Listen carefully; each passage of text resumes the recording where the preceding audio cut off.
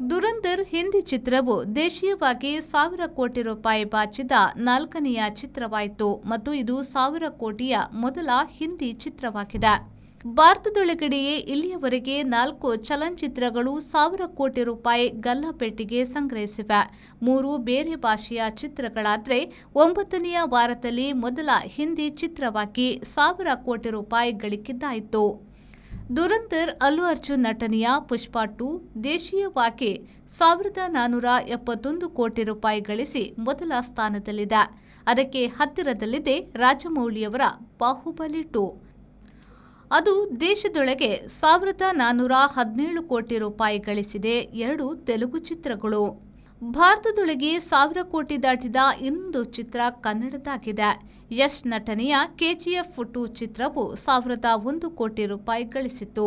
ಆ ದಾರಿಯಲ್ಲಿ 1,000 ಕೋಟಿ ರೂಪಾಯಿಗೂ ಗಳಿಕೆ ದಾಟಿದ ಮೊದಲ ಹಿಂದಿ ಚಿತ್ರವಾಯಿತು ದುರಂಧರ್. ದುರಂಧರ್ ಇಲ್ಲಿಯವರೆಗೆ 1,300 ಕೋಟಿ ರೂಪಾಯಿಗಳಷ್ಟು ಗಳಿಸಿದೆ. ವಿದೇಶಗಳಲ್ಲಿ ಗಳಿಸಿದ ಹಣ 300 ಕೋಟಿ ರೂಪಾಯಿಯಷ್ಟು ಎನ್ನಲಾಗಿದೆ. ರಣವೀರ್ ಸಿಂಗ್, ಸಂಜಯ್ ದತ್, ಅಕ್ಷಯ್ ಖನ್ನಾ ಮೊದಲಾದವರು ಇರುವ ಈ ದುರಂಧರ್ ಸ್ಪೈ ಥ್ರಿಲ್ಲರ್ ಚಲನಚಿತ್ರವಾಗಿದೆ. RRR 916 ಕೋಟಿ ರೂಪಾಯಿ, ಕಲ್ಕಿ 2,898, AD 767 ಕೋಟಿ ರೂಪಾಯಿ, ಜವಾನ್ 760 ಕೋಟಿ ರೂಪಾಯಿ ದೇಶದೊಳಗಡೆಯೇ ಗಳಿಕೆ ಮಾಡಿದ ಇತರ ಚಿತ್ರಗಳಾಗಿವೆ.